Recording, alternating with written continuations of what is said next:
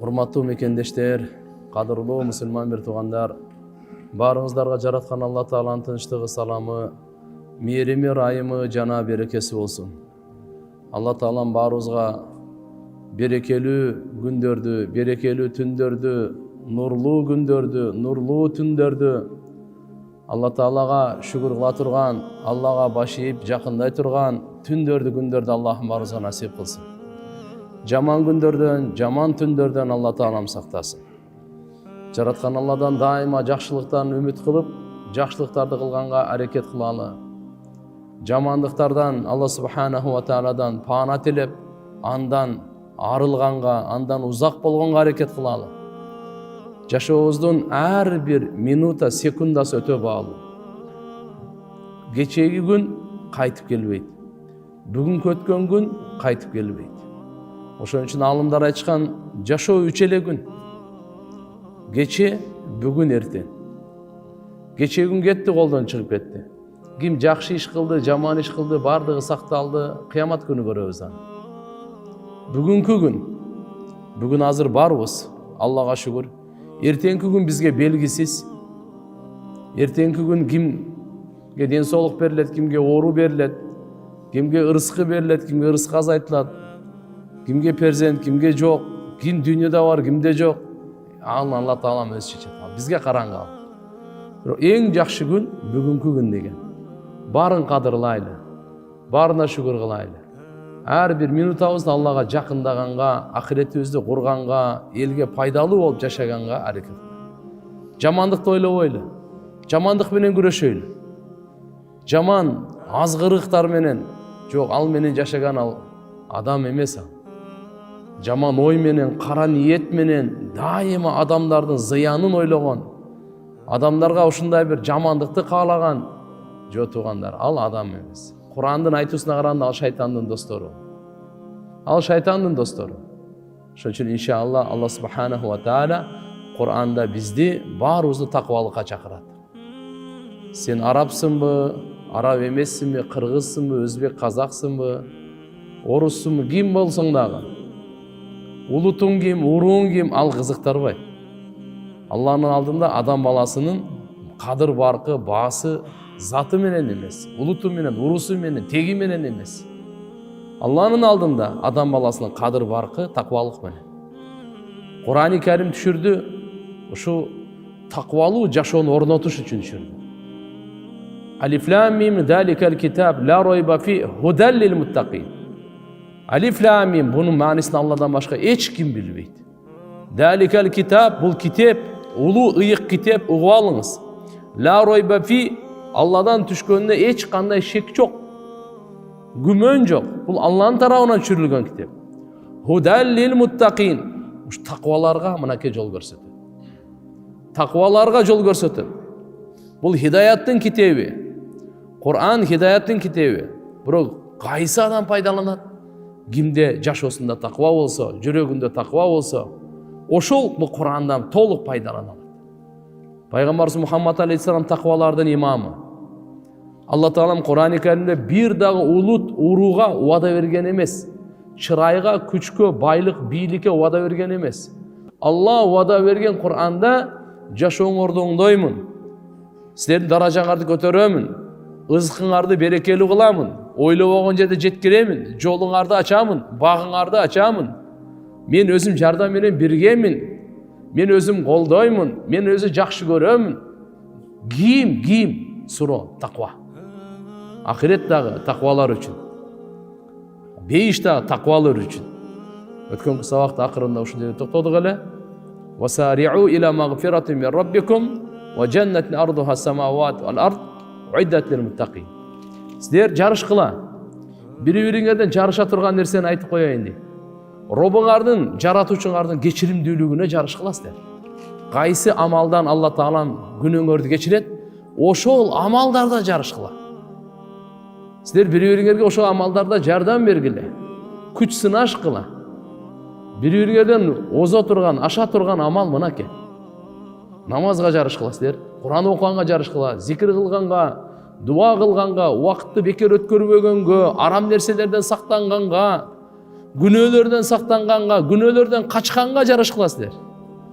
Адамдарга пайда жеткирүүдө жарыш кыла. Уруштурууда эмес, элдештирүүдө жарыш кыла.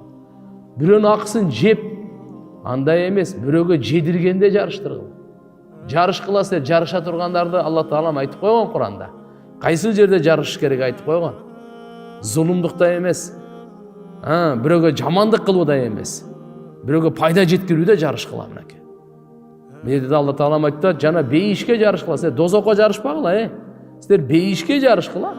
Акылдуулардын жарышуусу бейишке. Акылсыз айван шайтандардын жарышуусу ал дозокко.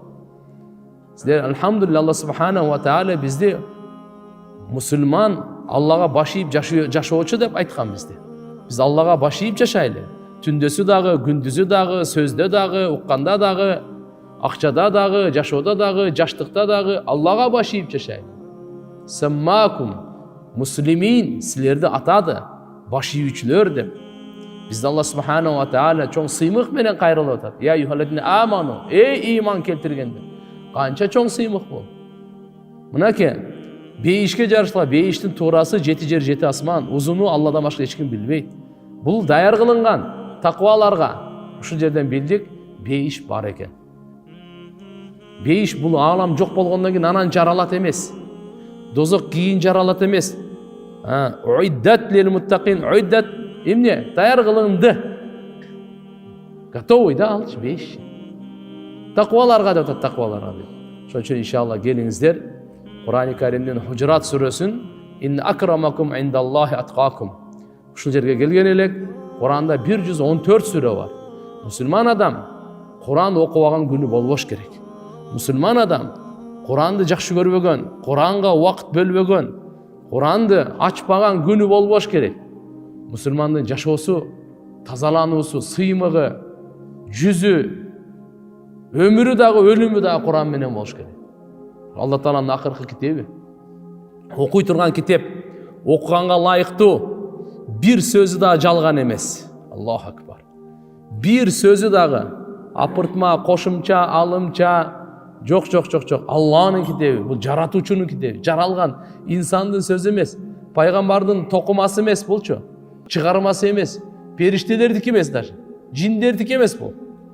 Алланын өзүнүн китеби. Окуй турган китеп мына. Эң биринчи окуй турган китеп. Дайыма окуй турган китеп. Окуса чаржабаган. Ичине кире турган болсо ажайыбы бүтпөгөн. Керемет сүйлөсө, ким Кур'ан менен сүйлөсө чын сүйлөдү. Чечим чыгарса адилеттүү чечим чыгар. Кур'анга чакырган, түз жолго чакырган. Кур'ан менен кармашкан, Кур'анды бекем кармаган, Кур'ан менен бенде пайгамбарыбыз айткан, адам баласы Кур'ан менен Аллага жакындагандай, бир да башка амал менен андай жакындай албайт. Имам Азам Абу Ханифа рахматуллахи алейхи тууралуу айтылат, 7000 жолу хатым кылган экен. Аллаху акбар, кандайбы?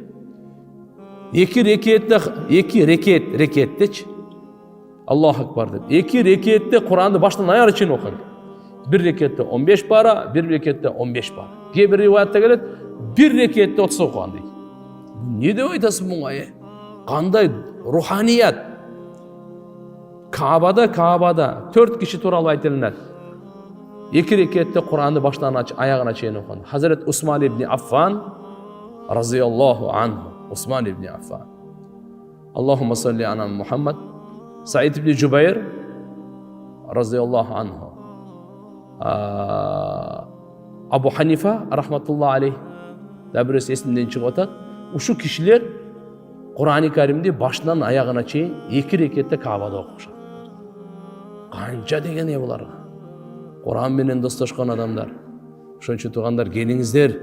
Сабактын максаты, натыйжасы бизде Кур'анга кызыгуу, сүйүү, убакыт бөлүү деген менен, ушу ниет менен турайлы да. Кичине болсо да убакытка иншалла бир жарым саатыңызды бөлүңүз. Жарым саатыңызды чыгарыңыз. Мейли, мамлекет иштесизби, соода ишиндесизби, үй бүлө бала чака, элдин ишиндесизби, айырмасы жок. 24 сааттын жарым сааты Кур'андын акысы. Ушунчалык 3 саат, 4 саат соц тармактын, телеминал, интернет дагы нелер, ушулар акысы болот дагынан жарым саат Кур'андын акысы болбой калабы? Жок, туугандар. Бир Алла Тааланын жаратуучумдун китеби десеңиз, hada kalamu Rabbi dep sahabalar, tabiinler esinden oğup kalat ele. Bu men Robumdun sözü dep okuy albay kalat ele. Kayra gelip toktan albay, kayra okup. Allah'ımdın kitebi dep. Tuğan, jaratkan Allah'ın kitebi. Bu başka bir çıkarmaç emes tuğanlar bu. Bunday kitap alamda bolgon emes. Kur'an'da kitap bir de kitap okulgan emes.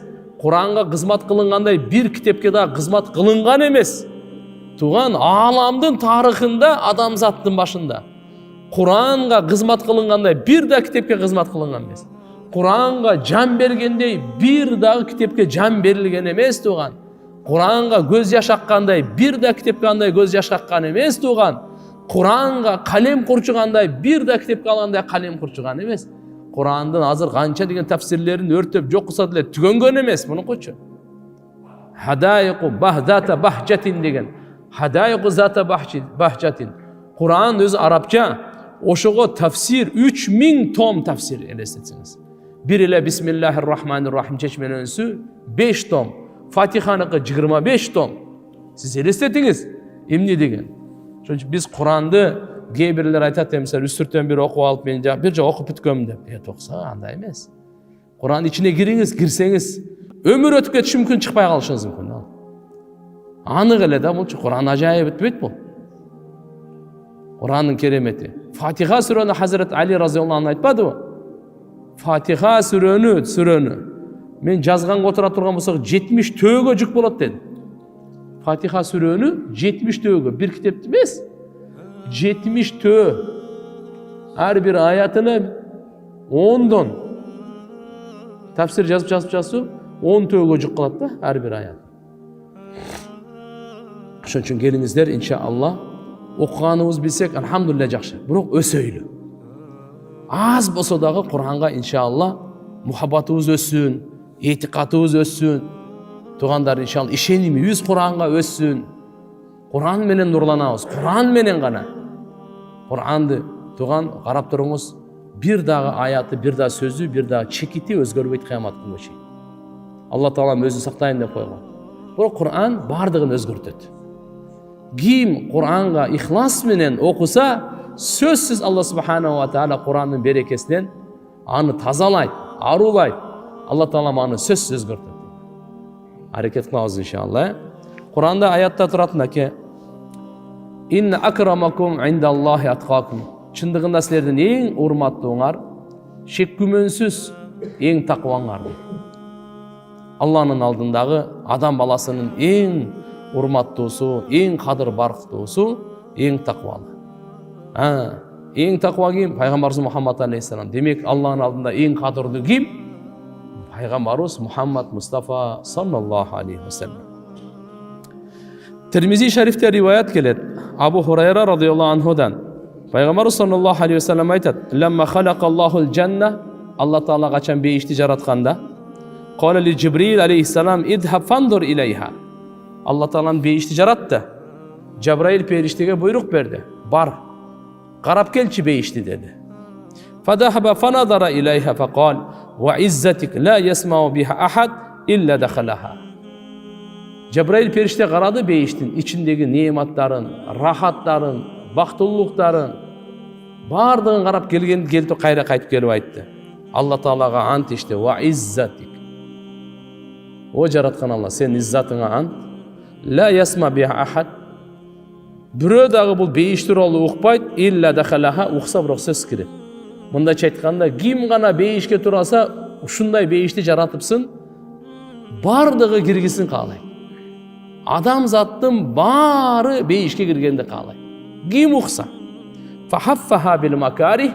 Son Allah Taala nafsiga qarşı, nafsi qalavagan nerseler men orap koydu deydi. Beyiş. Birinci Cebrail perişte barıp görüp geldi. Oho, bardık adam o gire turganday. Kim uqsa göre turgan bolsa bardı. Allah Taala mandan keyin beyiştin çetin bardığın çekkesini orap saldı tuğanlar. Emne menen? Nafsi qalavagan amaldar menen.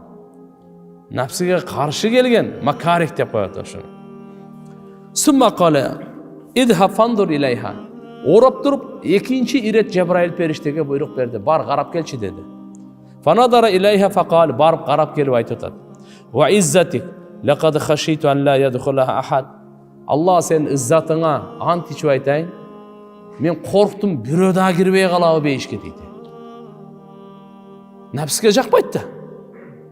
Oşon üçün aytat. Beyiş ugup alыңыз.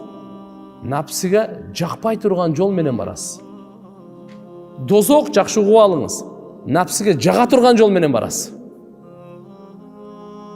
Beyişke kim girem dей turgan bolsa, sözsüz nafsige karşı güreşip gana girişi mümkün. Anın jolu oşol. Kim dozokka барам десе, nafsisin jırgatıp tüp-tüz oşaka dozokka giriş mümkün. Oşon üçün Cebrail aleyhisselam aytat, Cebrail perişte aytат. Allah sen izzatına ant, korktum bürö daha girбей kalabı.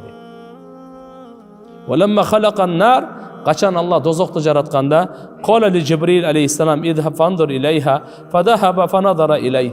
Cebrail perişten aytты, qara dedi barıp. Qarap kelçi dediler. Dozok tamaşa emes da. Bardı, qarasa azaptardı. Al jakta kıykırık, al jakta korduk, azaptın türlerin görgönden keyin qaytıp geldi da aytты. Va izzatik la yasma bi ahad fayadkhulaha. Allah Taala senin izzatına kant içem. Buga bürö da girбесе керек. Kim gana okpasınaga girip kete turgan jok girбейт го dedi. Fahaffaha bi shahavat. Keyin Allah Taala dozoktu tuğandar nafsinin kaalosu, straist. Adamdı nafsinin kaaloları menen kurçap koydu da. Shahavat menen. Summa qala idhab fandur ilayha fadahaba fanadara ilayha falamma raja'a. Anan keyin buyruk berdi Allah Taala Cebrail periştege, "Emi barıp qarap kelçi" dedi. Nafsiga qalay turgan nerse menen dozokta orap koygandan keyin, "Emi barıp qarap kelçi" dedi. Bardı, qarады, qaytdı. Qala wa izzatik, izzatına ant, laqad khashitu alla yabqa ahad illa dakhalaha. Men korktum deydi Cebrail perişte aytат. Girбей kalba, bardı girip ketebe dep korktum deydi da. Bürö da girбей kalbayбы dep, jok, şu bardı girip ketebe dep korktum deydi kana. Sebep degende dozok nafsinin uşul kaaloları menen, oşo menen kurçalgan eken da, bardı kızgı göre girip kete turgandayçı.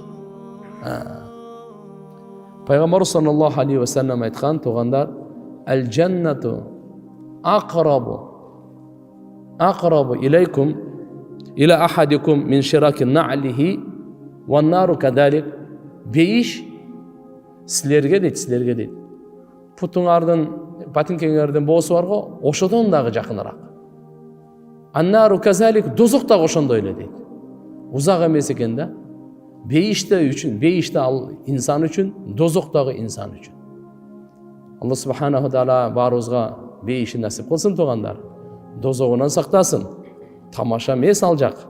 Şoň üçün inşallah daima Allah Taala'dan beyişin sorap turuş gerek. Peygamber sallallahu aleyhi ve sellem özgöçö bağımdat menen Şamda Allahumma acirni minan nar, jeti jolu Allahumma acirni minan nar, Allahumma acirni minan nar, Allahumma acirni minan nar, Allahumma acirni minan nar, Allahumma acirni minan nar, Allahumma acirni minan nar. Ya Allah meni dozoktan otundan saktagın dep jeti jol aytıp koysanız jakşı.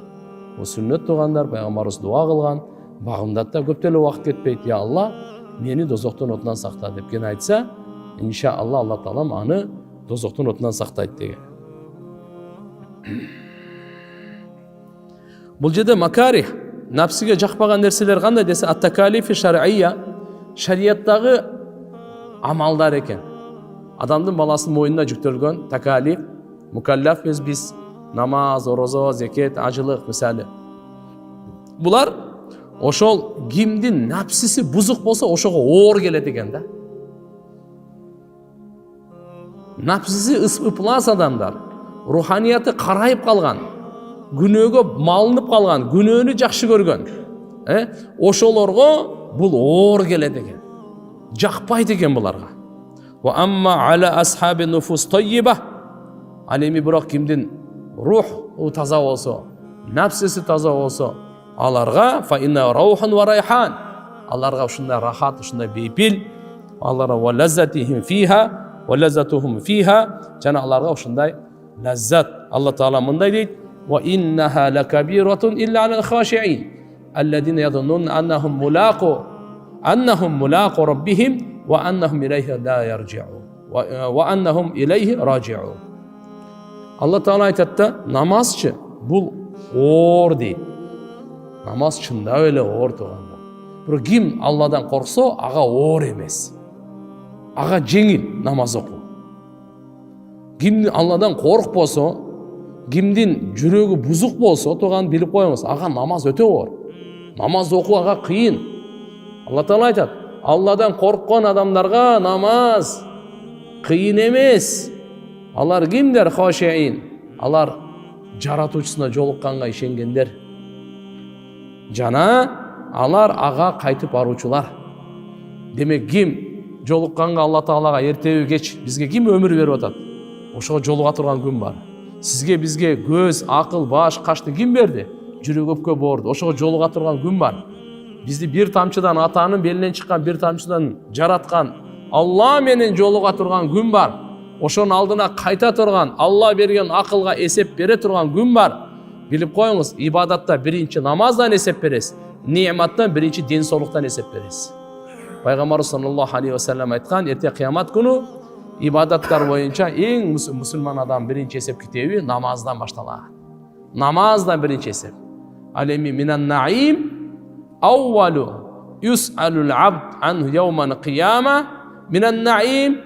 Эң биринчи бенде кыямат күнү сурала турган нерсе неъматтардан. Неъматы Алла Тааланыкы өтө көп. Wa in ta'uddu ni'matallahi la tuhsuha. Алланын неъматын эсептесең санап бүтпөйсүң дейт. Бирок эң биринчи сурала турган тияғы кандай?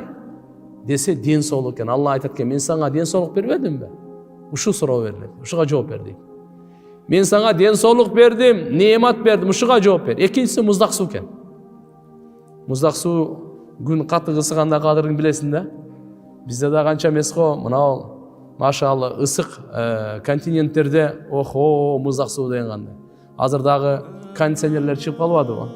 Ар жерге кире качабыз, машинеге отура калабыз. Болбосо мурда кондиционер учурунда көрөт эле муздак суунун баркы кандай экен. Кандай болгон чакта дагы биринчи ден соолук, экинчи муздак суу. Ушу боюнча биринчи ар бирибизден Алла Таала сурайт. Неъматтар боюнча. Неъматтар. Сумма ла тусалунна яума идин анин наим. Андан соң силер сөзсүз сураласыңар кыямат күнү неъматтар тууралуу. Неъматтар тууралуу Алла Таала сурайт. Ойлобоңуз, Алла бизге жөн эле ден соолукту берип койду депчи. Жок. Бунун сурагы бар таксыр. Ден соолуктун сурагы бар. Ушу ден соолукту каяка иштеттиң? Арамга иштеттиңби же адалгабы? Ушуга шүгүргө иштеттиңби, шүгүрсүздүккө иштеттиңби? Бейиштин жолунабы же дозокко иштеттиңби? Сурагы бар туган. Сурагы бар, унутпайлы. Пайгамбар саллаллаху алейхи ва саллям айткан, неъматан. Эки улуу неъмат бар тугандар. Магбубун фихима касирун минан нас. Адамдардын көпчүлүгү ушул эки неъматта бекапар. Уткурууда, алданууда. Ушуга көңүл бурбай, көптөгөн жакшылык мүмкүнчүлүктөрдү колдон чыгарууда. Ал кайсы экен эки неъмат? Ас-сиххату вал фараг. Равахул Бухари. Имам Бухари келтирген хадисте пайгамбарыбыз айтат, ал эки неъмат ден соолук менен бош убакыт. Ушуну текке кетирбеңиз. Бул сиздин биздин Алла Тааланын берген улуу дасмия капиталыбыз. Ушу ден соолук дайыма бериле бербейт, бул ачык эле. Көздүн көрүүсү ушинтип көрө бербейт. Азыркы жүгүргөнүңүздө ошол ойдон тура бербейсиз. Уккан кулагыңыздагы өпкө, боор, бөйрөк баардыгы ошол ойдон тура бербейт да. Просто убагында туура буларды пайдаланышыбыз керек. Кол күчүндө баарында туура пайдаланайлы. Акылдын күчүндө баардык ден соолук жакшы иштеп атабы? Пайдаланып кал. Эгерде эртең ичине тырык башталганда, кап деп аттиң да калдыба. Ошон үчүн азыртан пайдаланып кал, ден соолукту туура пайдаланып кал. Экинчиси фараг, бош убакытты текке кетирбе. Кайра берилбейт, кайра келүү жок бул дүйнөдө туган. Ошон үчүн иншалла аракет кылабыз бардыгыбыз,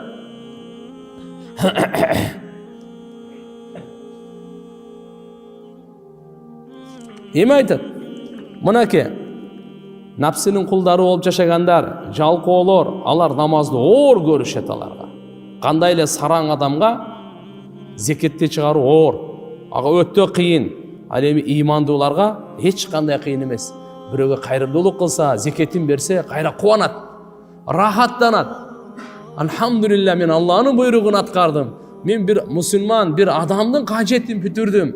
Бұл қанша үйінде рахаттанды, бұл қанша сүйініп кетті деп. Ал бергеніне сүйінет ал. Сақтап қалғанына сүйінбейді ал. Алла Тағаланың оқуын бергеніне сүйінет. Құдым ұшында әле, мысалы, ораза деле. Иманы алсыздарға қандай ор, қандай қиын. Иманы бекемдерге ораза қармағанда рахаттанады. Ораза қарғанда бұлар сүйінет. Болмаса оразада суму тасиху айтып қойған пайғамбар саллаллаху алейхи уассалам, ораза қармап тұрғыла. Денсаулықта боласыңар деп. Мына көп адамдар айтып атпай азыр бүгінгі күндегі қысқасы айтқанда қандай тамақ жесең жей бер, жұмасында 2 жолы конкретно ачқа болып қой дейді да. Bir жұмада 2 сағаттан кешке жебейле қойыш керек екен. 2 күн. Қалған 5 күн төлкөп береді. Ошы 2 күнле жебей қойсаң, ошы 2 күн 5 күндікін нормаға келтіріп қойып да. Bir пайғамбарымыз ана айтып қойған. Biz azır ayet ettiğimiz da 1. 4. günü karmap durgula sağırtan geçke çeyin cebey. Püttü. Sumu tasihhu. Ana. Oroza karmağla densolukta olasınlar da koyun. Maşallah. Oşundayla kutiba aleykumun qital ve huve kurhun lakum ve asa en tekrahu şey'e ve huve khairun lakum. Gazat. Qanday or? Allah'ın yolundağı cihat qanday or? Kimge oran? Azırkınday orozo, zeket, şulardın bardığına iman alsızlarga or. İmanı güçlülerge bunlar hiç kanday or emes. Allah subhanahu wa ta'ala farz kıldı gazat. Ayet atatına ki, وَهُوَ كُرْهُ لَكُمْ sizlerge al jakpayt.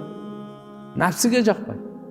وَعَسَا أَنْ تَكْرَهُ شَيْءٍ وَهُوَ خَيْرٌ لَكُمْ bilip koyuğla. Sizler qaysi nerseni jaman görseňer, mümkün sizlerge al jakşyraaktır deydi. Kıskaysa aytkanda imanı güçlü adamlar elhamdülillah Allah subhanahu wa ta'ala'nın hükümlerini atkarganlar. Alem bul münafıklarga öte or, mominlarga çınçıl mominlarga or emes. Çınığı erkek degenlerde Allah Ta'ala Kur'an'da mınday deydi. Rical dep aytkan. La tulhihim ticaretun ve la bay'un an zikrillah ve iqamis salah ve ita'iz zakah. Yakhafuna yawman tatakallab fihi al-qulub wal-absar liyajziyahumullah ahsana ma amilu ve yazidahum min fadlih vallahu yarzuqu men yasha bigayri hisab. Oğunuz Allah Kur'an'dan ne deydi? Çınığı erkekler kim eken? Çınığı erkeklerdi Allah Ta'ala Kur'an'da sıfatladı. Rical dep aytып Allah. Uşunda rical erkekler alardı bekapar kılbaydı deydi. Ticaratı dağı, sodası dağı, emneden? Allah'ın estigende, namaz okuğandan, zeket bergende. Bulardı bul ticarat, soda, dünya, bulardı akça, dollar eseptegeni, zavod konteynerleri, bulardı bekarpar kıl albaydı bunu, alday albaydı bunu. Bul erkek bul. Bul elhamdülillah Allah'ını estep iş kılat bul. Ahiretin kurup iş kılat. Allah'dan korkup iş kılat. Allah'dan ümit kılıp, Allah'ın buyruğu gelgende toktatıp iş kılat. Namaz geldi, namazda okuydu. Anan geri ulan tevret, anan geri ulan tevret. Zeket mi? Zeketin veret. Ne de atat? An zikrillah ve ikamis salah ve itaiz zakah. Allah'ın zikrinden, namazda turguzdudan, zeket berүүдөн, bunun sodaları, ticaratı, bay aldı berdi satıkları, bunu hiç kanday bekapar kıla albaydı. Alakısız albaydı. Mınaki sahabalar çınığı erkekler ele, alar bazarda turup dağı uşunday bolbosa bazar şaytandın ordosu da. Meçit periştelerдің ordosu bolgondo эле bazar şaytandın ordosu. Peygamberimiz aytkan kim erте менен meçitke kele turgan bolsa kolunda imandın bayragı, erте менен tüptüz ele bazarga barsa kolunda şaytandın bayragı. Oşon үчүн tugan через meçit bara berdi ordoga kim koydu otu?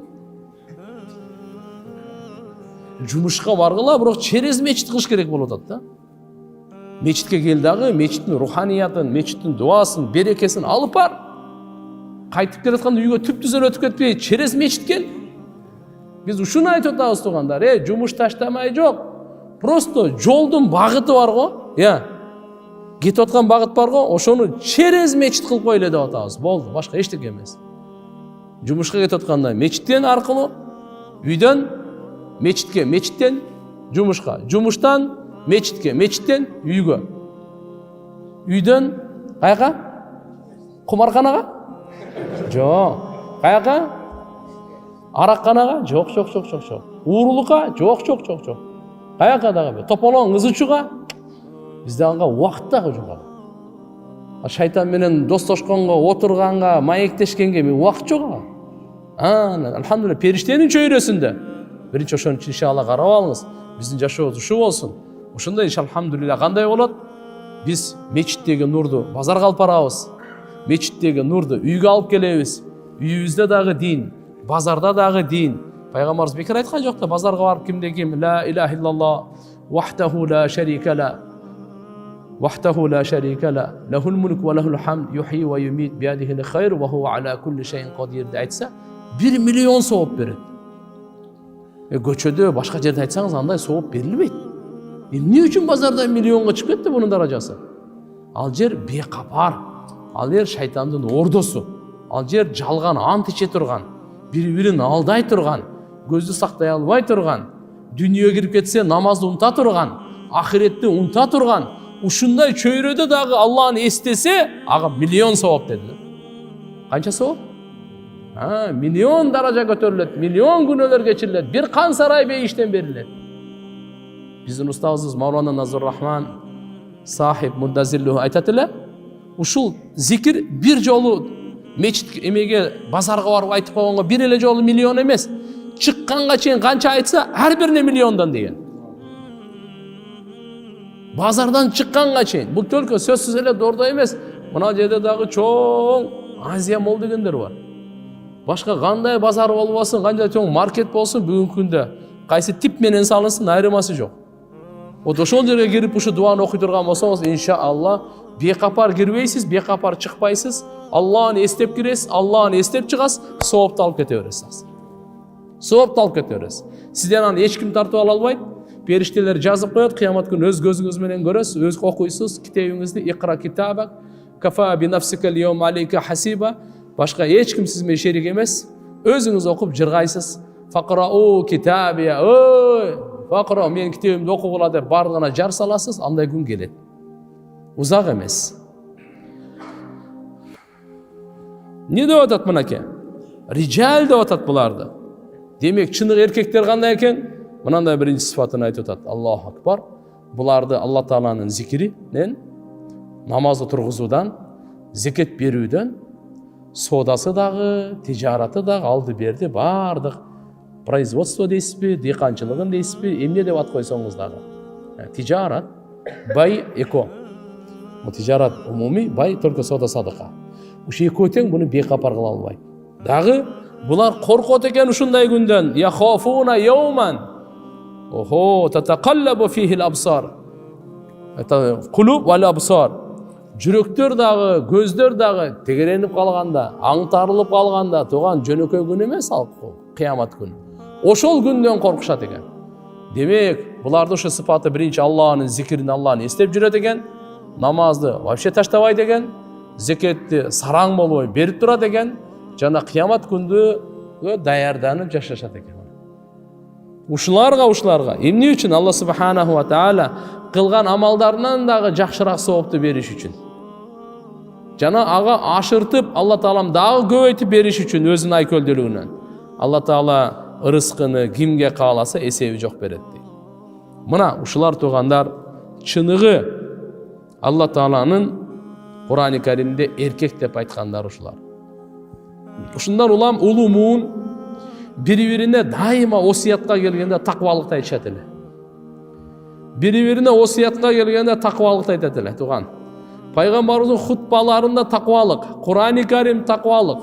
Эми улумуңа келиңиз, Абу Бакыр Сыддык разыйаллаху анху хутбасында эмне деп атат? Амма ба'д. Аллага мактоо пайгамбарыбызга салаваттан кийин, фа инни усикум би тaqvallah. Мен силерге дейт, Алладан таквалыгына осият кыламын дейт мына. Биринчи сөзү ушул. Тияк-биякты жыйыштырып коюңуз, биринчи сиз Алладан коркуңуз дейт. Эң биринчи Алладан коркуңуз, күнөөдөн сактаныңыз, ушуну осият кылам дейт Абу Бакыр Сыддык разыйаллаху анху. Пайгамбарлардан кийин эң биринчи бейишке кире турган киши ушул. Пайгамбарыбыз айтат, бардык сахабалардын акысын бердин, Абу Бакырдын акысын эрте кыямат күнү Алладан алып беремин дейт. Эмне деген киши бул? Мусулмандардын биринчи халифасы Мына тақуалық айтып отыр. Ва ан тусну алейхи бима хуа ахлуху. Алла Тағалаға сана алқыш айтқыла. Алла Тағалаға қандай өзі лайық. Алла Субханаху ва Тағала өзінің ахл. Ва ан тахлиту рағба бир рахба. Жана қызығуну бейішке. Дозоққа қорқу менен екеуін арала чоғы алып жүргілі дейді. Бейішке қандайлы қызық атасыңар, дозоқтан қорқу дағы, екеу бір-бірінен қалмай жүрсін сілерде дейді. Ва ан тажалу илха фил мас'ала, яғни фил дуа, жана дуада өжөрлік қылып қайра бекем сұрағыла. Bir сұрақ қойып өлі таштап қойбой, жоқ, илхаф. Алла Субханаху ва Тааладан беріліп сұрағанға, жүректі қойып, я Алла деп, қайра өжөрлік қылып сұрағанға әрекет қылыла. Fa inna Allah azza wa jal asna ala abdihi Zakariya aleyhissalam ve ahli baytihi. Antkeni Allah Taala Zakariya деген пайғамбар болған. Анын үй бүлесіне өзін Allah Taala Құранда мақтаған. Закария пайғамбардычы мақтаған. Үй бүлесінде мақтаған, өзінде мақтаған. Не деп? Innahum kanu yusari'una fil khayrat wa yad'unana ragaba wa rahaba wa kanu lana khashi'in. Allahu akbar. Zakariya aleyhissalam жананың үй бүлесі, алар жақшылықта жарышат еле дейді. Не қылышат еле дейді? Біріншісі туғандар, юсариуна фил хайрат, кану юсариуна фил хайрат, жақшы іштерде бұлар жарышат еле. Ибадат болсын, қайрымдылық болсын, чынчыл мамиледе болсын, тақуалықта болсын, берешенділікте болсын, жақшылық қылуда болсын, жарышат еле. Hukukların beri olsun, jarışat ile. Ve yad'unana ragaba ve rahaba.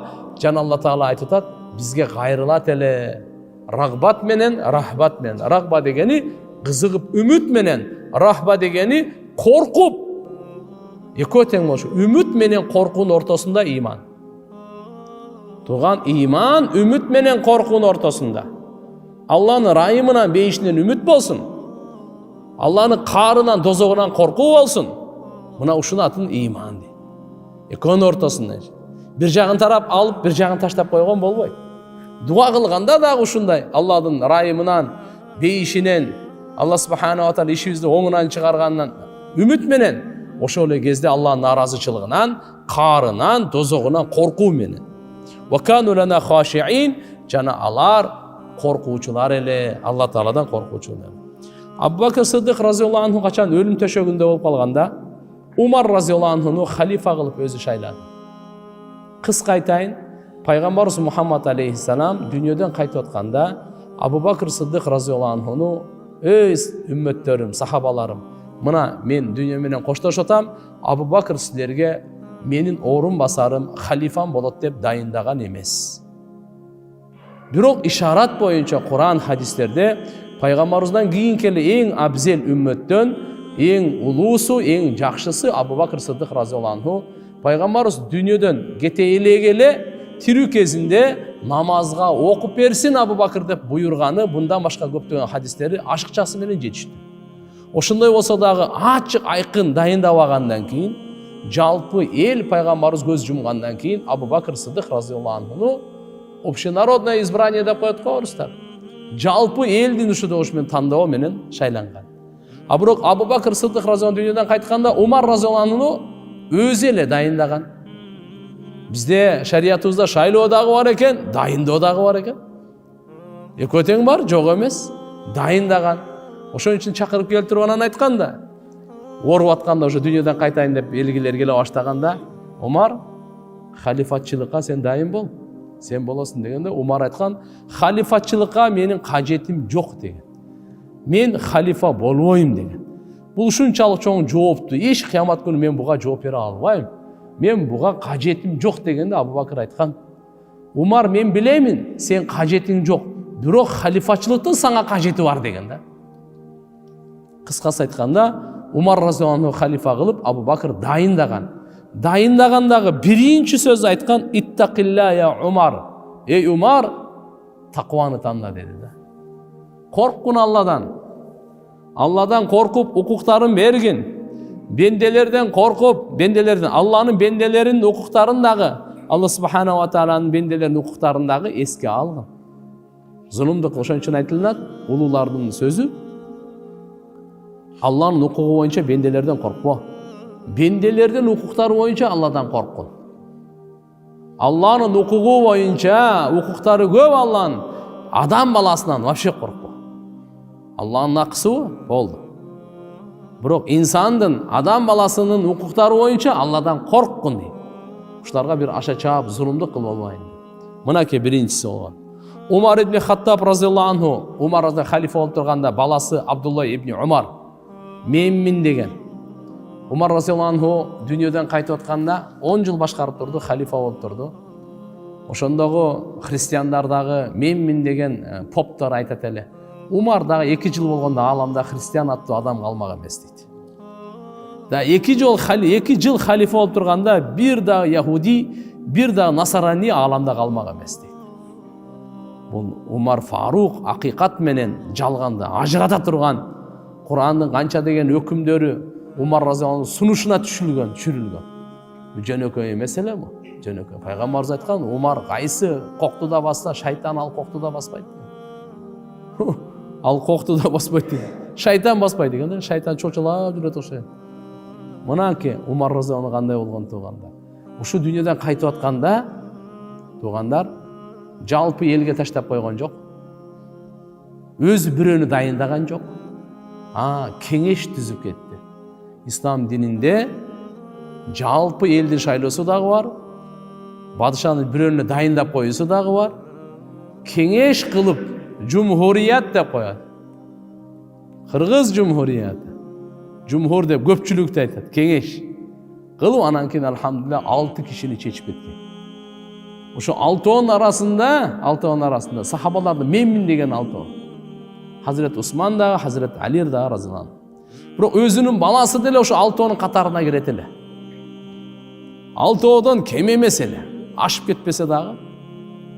Өзүнүн ошо 6-нын арасында бар эле. Бирок баласы Абдулла ибн Умар разıyallahu anhуманы Умар разıyallahu anhу кошподу. Баласын кошподу. Аллаху акбар. Айтты, биздин урпактардан кыямат күнгө чейин мен эле болгонум кыямат ушул эле жетиштен башка болбой эле койсун айнан. Буну сурагы кандай болот экен депчи. Ай. Жөнөкөй болгон эмес да. Мейли башкача кетке кылбайлы, узакка кетпейли. Абдулла ибн Умар баласына Умар разıyallahu anhu кат жазып атат. Не деп атат? Аллага мактоо пайгамбарга салаваттан кийин амма ба'д. Fa inni usika bi taqvallah azza wa jal fa innahu man ittaqahu waqahu. Oğlum, men sana osiyat kılarım, takvalıkты кармагын, Allah'dan korkun dedi. Kim Allah subhanahu wa ta'ala'nın aram kılgan nersedен saktasa, Allah onu saktaydı dedi. Hazret Ali razıyallahu anhu bir kişini şunday bir cemaatga ketip atkanda dayındap, жетекчи кылып, амир кылып, ошого дагы айткан: "Усика би taqvallah azza wa jal, allazi la budda laka min liqa'ihi wa la muntaha laka dunahu wa huwa yamliku ad-dunya wal akhirah." Men sana da ошо таквалыкка осуят кылам. Бул сөзсүз сен ага жолугасың. Бардыгы ошого барып та калат. Ал дүние ахиреттин ээси деп кыскасы айтканда, менмин сахабалардын бардыгы улумун туугандар бардыгы таквалыкка осуят айтат эле. Бирөөсү дагы башкага не айтып айтат, тигини кыл, буну кыл, жок. Алар экинчи, үчүнчү. Бирок биринчиси таквалыктан башталат дейт. Эң биринчи А дегенде эле бул таквалыктан. Умар ибн Абдулазиз рахматуллахи алейх бул бир кишиге кат жазганда айтат: "Усика би taqvallah azza wa jal, la yaqbalu ghayraha wa la yarhamu illa ahlaha wa la yusibu illa alayha, fa innal wa'idin biha ay bit taqwa wal amru biha kasir wa innal 'amili biha qalil." Allahu akbar. Umar ibn Abdulaziz bul emne degen maşallah halifa bolgon. 2 жылдын ичинде ааламды адилеттүүлүк менен орнотуп салган. Адилеттүүлүктү толтуруп салган аалам. Сүннөттү ушунча тирилтип жайылткан, Алланын тарабынан ушунча райымдуулук жааган, карышкырлар менен эчкилери бир короодо жашап калышкан. Зулумдук адамдарда такыр 0 эмес, вообще жок болуп калган. 0 деген да бир цифра да. Ал жерде вообще цифра жок эле. Ушунча зулумдук деген токтогон, адамга кара ниеттик, жамандык деген токтогон. Аллаху акбар, ошо халифатчылык болгондон кийин 2 жылга чейин аялы айтат, аялы падышалардын кызы эле дагы, падышанын иниси эле. Падышанын аялы. Бул ушунда аянын аты Фатима болчу, Умар ибн Абдул-Азиз. Эми бунун атасы падыша болгон, чоң агасы, андан кичи иниси падыша болгон, күйөөсү. Bunday ааламда аял өткөн эмес экен. Кимдин атасы падыша, агалары падыша, баласы падыша, и плюс күйөөсү падыша. Bunday болгон эмес экен. Бир гана ушу энебизди айтат да, Фатима деген. Таква болгон экен. Эми анан кийин буга халифатчылык берилип калгандарынан айткан да. Эми экөөбүз чогуу жашай албайт окшойбуз. Бул эми байдын кызы, падышанын кызы болсо анан. Жок. Сиз эмнени десеңиз ошондой.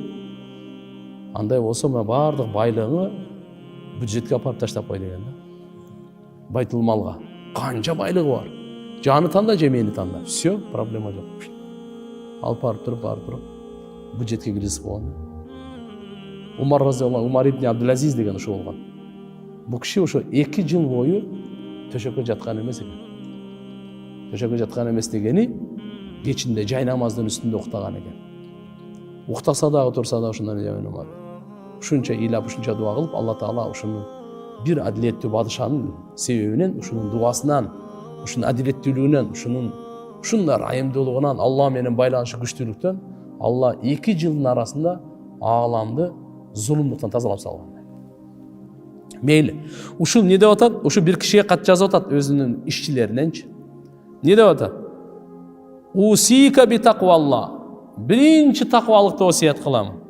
Алла Таала мындай деп атат. Ушундай Алла Тааладан корккон ла якбалу гайраха. Таквадан башкасын Алла кабыл кылбайт дейт. Вала ярхаму илля ахлаха. Такваларга гана Алла Таала райым кылат дейт. Вала юсибу илля алейха. Таквалыкка гана савап берет Алла Таала. Фа иннал ваидин биха. Насаат айтуучулар, баян кылуучулар таквалыкка, буйрук берүүчүлөр өтө көп, амал кылуучулар аз деди да. Таква боюнча китептер жазылып кетти турган. Таква боюнча бул бардыгы сөз, буйрук бергендер өтө көп. Бирок амалга, таквалыкка келгенде айтып атат: "Иннал амилин биха qalil", өтө аз. "Ja'alanallahu ta'ala wa iyyaka minal muttaqin", Алла бизди жана сени таквалардан кылсын деп кат жазды. Алла Таала барыбыз таквалардан кылсын, амин.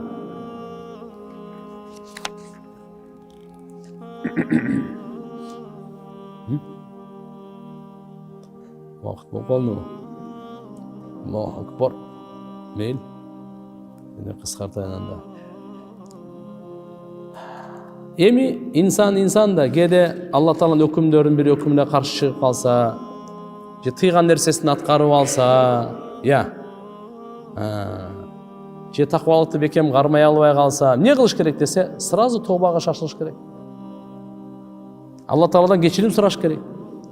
Алла тобасын кабыл кылат, күнөөсүн кечирет. Жана мурдагы таква макамына кайра жеткирет. Эгерде шайтан азгыруусу менен кандай бир тайып, сыйгаланып, мүдүрүлүп, ушундай бир жаңылыш болуп калса, адам баласы. Жаңылыш болуу адамдын сыпатында бар. Жаңылбаган жак жок деп кыргыздын машалла акыл сөздөрү бар. Тайыган туяк жок дейт. Бул бар нерсе экен. Болуп калат. Бирок аны кайра өжөрлөнүп кыла бербеш керек, аркасынан кайтарапчы. Андай болбойт ал акылдуулукка болбойт. Ошондой болуп калса эмне кылыш керек дейт? Анда тобага шашылыш керек. Алладан кечирим өтүш. Бир алымдан сураган экен. Мен тоба кылам, кайра эле күнөөнү кылып атам, эмне кылайын депчи. Кайра тоба кыл. Дагы насаат айтып бер. Мен кайра ошо күнөө кылып атам. Кайра тоба кыл. Андан кийин да күнөө кылып алсамчы. Күнөө кылып алсамчы деп айтпаш керек экен. Мен күнөө кылбайм деп туруш керек экен. Мусулман адам күнөө кылбайт, күнөө болуп калат дейт мусулмандар. Айырмасы бар. Мусулман адам күнөө некен? Күнөө кылбайт мусулман адам. Мусулман адам күнөө не болуп калат экен? Болуп калат мусулманда. Бизде субханалла, ушундай шарият Алла Таалан бергенде шүгүр кылайын. Уурдап кетсе дагы уурдап кетти деп айтпайт. Не дейт? Алып кетти дейт. Не деш керек экен? Биз тополоң кылып жөн алып кетсе деле уурдап кетти деп атпайбызбы? Тескерисинчечи. Жоқ, эгерде шариатта ушунчалык мусулмандын айыбын жашырууда ушундай, эгерде уурдап кетсе дагы аны алып кетти деп айт. Себеп уурдап кетти деп ал 10 дирхамдан жогору болсо, күбөлүк туруп кала турган болсо, уже жаза алыш керек болот да. А мусулмандын айыбын жашыруу улуу амалдардан да. Кыскасы айтканда, Аллахумма салли аля сейидина Маулана Мухаммад. Не деп атат бул мусулман? Мен күнөө кайра кылып алсамчы деп андай не уверен болбо да сенчи. Не үчүн сен шайтанга анчалык эле мүмкүнчүлүк берип атасың?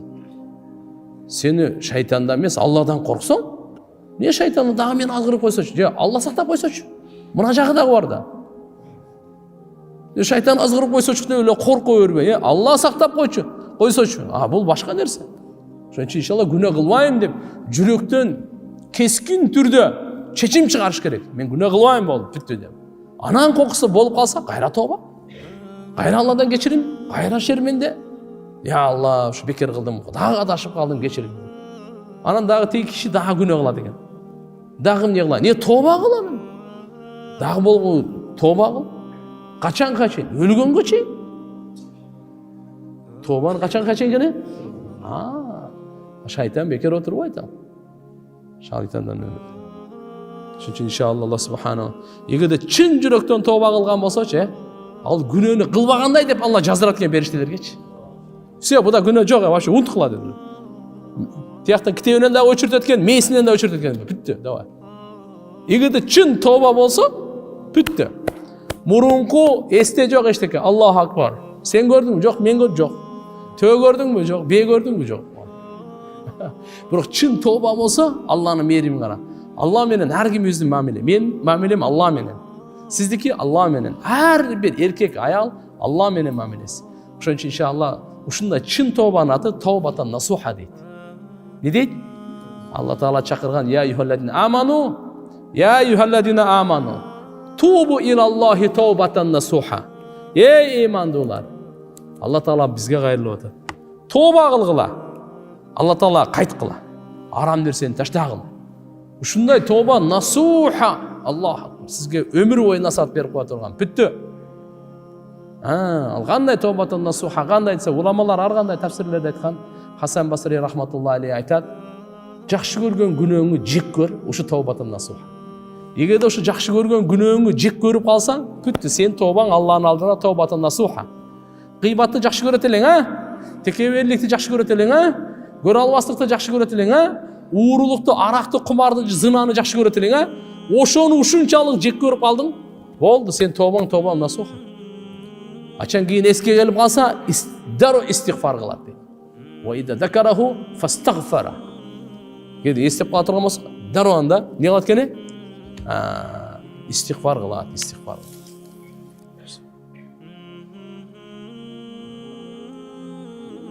Алхамдулилlah.